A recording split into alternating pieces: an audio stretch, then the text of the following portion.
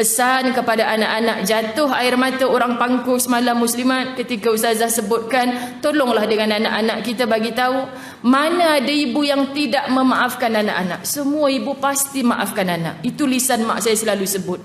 Orang gila je yang kalau anak dia buat salah tak boleh maafkan. Kita dah menahan sakit 9 bulan 10 hari, keluar bertarung nyawa, darah terpercik di sana sini. Setakat anak sakitkan hati, takkan tak boleh maafkan. Ibu mesti maafkan anak-anak. Tapi mak saya pesan, mak ada Tuhan, kamu ada Tuhan, Tuhan yang sama, itulah Allah. Allah maha melihat, Allah maha mendengar. Allah tahu hati seorang ibu yang dilukai oleh anaknya muslimat. Walaupun ibu memaafkan, kalau berulang kali buat salah, patut kita dipesan jangan jatuh dalam lubang yang sama. Maksudnya apa muslimat? Kalau dah sekali buat salah, mak maafkan, jangan ulang lagi. Kalau ulang lagi yang darah mungkin jadi nanah, dirawat muslimat, tapi parutnya masih ada bengkak dalam hati ibu. Hati ibu yang bengkak kesakitan ini muslimat dipandang oleh Allah. Sakitnya dulu dibalas begini oleh anak. Sakit susah payahnya dulu dibeginikan oleh anak. Allah tidak redha kamu membegitukan hamba yang beriman, itulah ibu kamu. Lalu duhai anak, takutlah kamu dengan ancaman Allah. Kamu telah menyakiti hati ibu yang mulia itu. Maka ibu lisannya memaafkan, takut Allah tidak memaafkan perbuatan kamu. Sebab tu pesan ke anak-anak, jangan takutkan anak-anak dengan makhluk. Kalau kamu buat macam ni, malulah mak dengan jiran. Kalau kamu buat macam ni, malulah kita dengan saudara-saudara kita. Ini takkan lekat di hati. Tapi kami selalu ditakutkan, ingat kalau buat lagi Allah tak pernah buta, Allah tak pernah tuli. Maka muslimat kita akan berpisah jasad, tapi nanti dekat syurga bertemu balik. Kalau yang mati tu insya-Allah dalam baik, yang bakal mati ni pun teruskan kebaikan. Sebab tu hari ni anak cucu ziarah, buat apa saja kebaikan, niat untuk arwah nenek sekali sayang. Kerana apa? Kalau kita tak teruskan kebaikan nenek, kita takkan jumpa nenek. Berpisah ni perpisahan yang selama-lamanya. Hanya jumpa dalam syurga muslimat. Kalau tak masuk syurga, takkan bertemu. Takkan bertemu. Sebab tu ibu jangan berhenti menasihat anak walaupun sedikit kecewa, belum mau diikut patuh lagi. Yakinlah mungkin setelah kita mati, baru anak-anak ni teringat dengan pesanan-pesanan mak. Baru nak jadi orang baik, berazam jadi baik, walau sempat sekejap je jadi baik, insya-Allah nanti bertemu dengan ibu yang baik itu di tempat yang paling baik, itulah syurga Allah. Tapi kalau kita rasa dah tebal dah ustazah tu, tak boleh nasihat lagi dah, silap ibu. Allah yang maha membolak-balikkan hati. Ini hati yang beginilah muslimat dirahmati Allah. Kita nak pelajari sungguh-sungguh supaya walau siapa kita nampak rendah, tak ada kemuliaan di dunia, tapi Allah muliakan kita saat mati kita. Mudah-mudahan seluruh yang mendengar pada hari ini muslimat mendapat manfaat untuk sisa-sisa kehidupan kita. Betul tak? Sisa. Kerana semua kita ni sedang dikepung oleh ajal. Sama ada saya dulu, seluruh yang mendengar ni pasti hari-hari ada kematian. Lagi-lagi menjelang Ramadan muslimat. Lagi nak Ramadan, lagi kerap kita mendengar kematian. Allah Tuhan tak sempat berramadan orang tu. Patutlah dulu kita disuruh berdoa, wahai Allah, andai Ramadan ini yang terakhir buatku, jadikan ia pembuka pintu syurgamu untukku. Hapuskan dosa-dosaku dengan Ramadan ini. Belum tentu muslimat. Sebab itu saya sebut di mana-mana dalam sebulan ni. Tolonglah Syakban dah kita ni.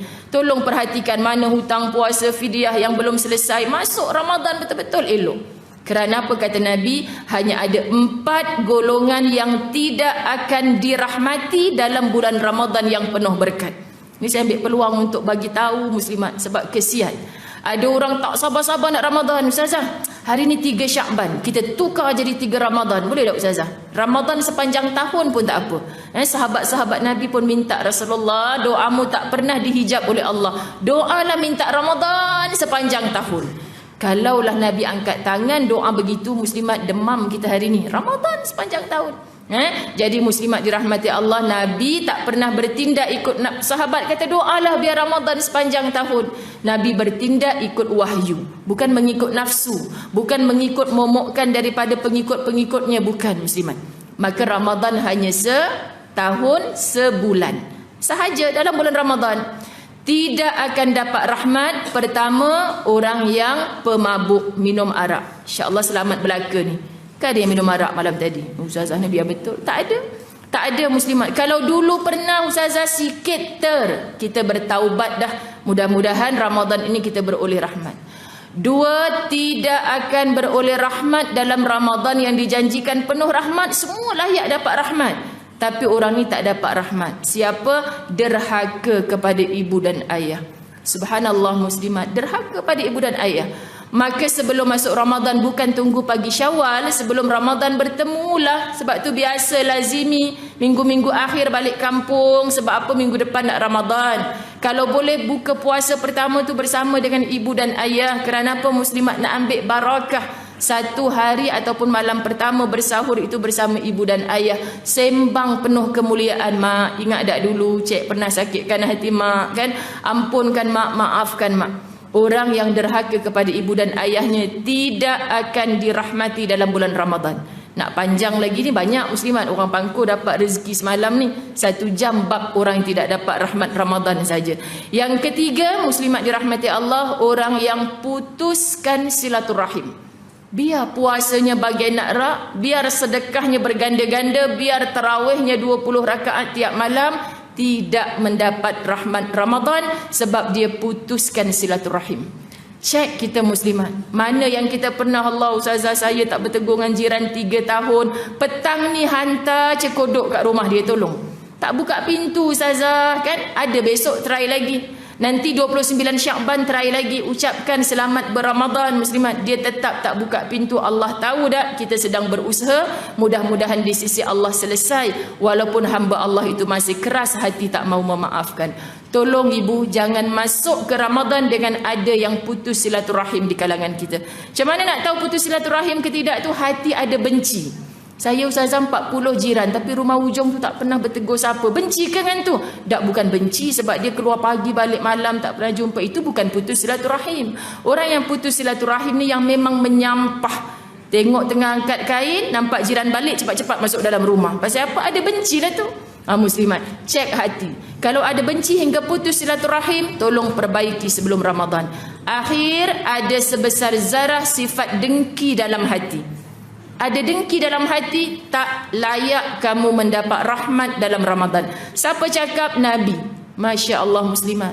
Tapi kita sibuk Ramadan Karim, penuh dengan kemuliaan Ramadan. Tapi perbuatanmu termasuk salah satu 4 golongan tu, Ramadan itu menjadi sia-sia, tidak layak kamu dirahmati Allah dalam bulan Ramadan. Maka muslimat Ustazah Zai dari hati menyeru sangat, tolong jangan ada yang masuk ke Ramadan dengan 4 golongan ini. Macam mana susah payah usahakan untuk clear dalam Syakban ni. Masuk Ramadan kita tersenyum, bukan zahirnya saja tapi hati kita penuh ketenangan. Sebab buat amal sikit pun Masya Allah rahmat. Buat amal sikit rahmat. Orang yang dimatikan dalam suasana rahmat bulan Ramadan penuh dengan kemuliaan muslimat. Tapi kita mengharapkan indah sebulan tu mati bulan Ramadan, bulan penuh mulia. Tapi dia termasuk dalam 4 golongan ni, satu rahmat Allah pun tak sampai pada dia. Kesian. Jadi Ustazah kesian ni maksudnya tolong ingatkan. Sebab Ustazah Zai tahu dah, yang depan Ustazah ni tarawihnya insya-Allah hebat, puasanya lagilah tak pernah tinggal, sedekahnya berganda-ganda dalam Ramadan. Sebab depan Ustazah ni semua orang yang on the way nak mencari jalan pulang bertemu Allah. Tak ada jalan lain muslimat. Hanya Allah, Allah, Allah, nak cari redha Allah. Jadi sayanglah muslimat kalau kita masuk ke dalam Ramadan masuk 4 golongan tu. Tolong sebar-sebarkan di mana-mana. Jangan berramadan dengan salah satunya. Kita anak muslimat cepat-cepat minta kepada ibu dan ayah. Kalau kita ibu dan ayah, tolong nasihatkan anak-anak. Kamu dah berapa bulan tak bertegur dengan ayah kamu tu. Kamu nak masuk ke dalam Ramadan macam ni. Ayah nasihatkan, berapa lama dah kamu sakitkan hati mak. Kalau kita kakak, abang, adik, nasihatkan adik-beradik kita, jumpalah mak ayah. Kesian kamu lapar dahaga bulan puasa tak dapat rahmat apa. Siapa cakap? Ustazah Zai pinjam kata-kata Nabi Muhammad sallallahu alaihi wasallam.